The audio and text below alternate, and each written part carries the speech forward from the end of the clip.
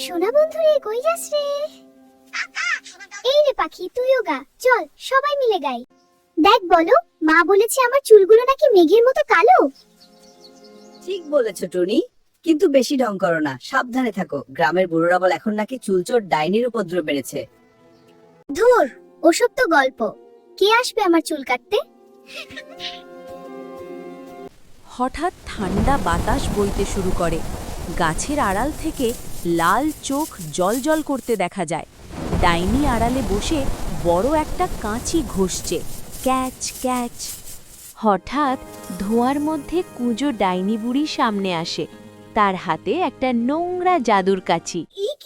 কি সুন্দর লম্বা চুল! যদি আমার জাদুর ঝাড়ু বানাই, তবে আমি আকাশে সবচেয়ে জোরে উঠতে পারবো। ওরে বাবা, তুমি কে? তোমার হাত অমন কাঁপছে কেন?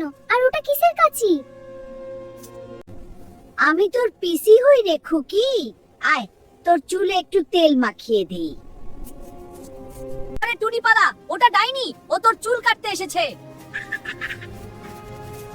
ডাইনি কাঁচি নিয়ে টুনির দিকে দৌড় দেয়।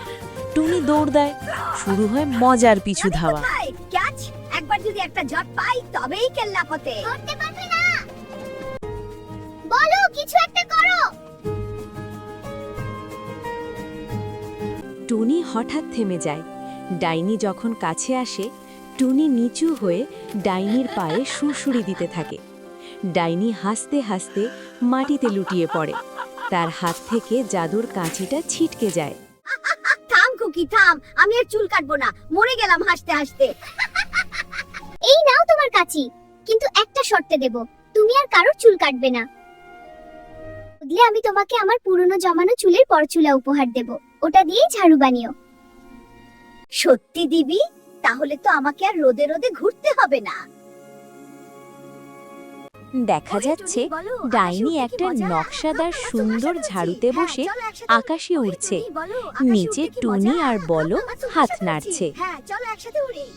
যাক, আপাতত বিদায় হলো। তবে টুনি, চুলগুলো কিন্তু অবশ্যই।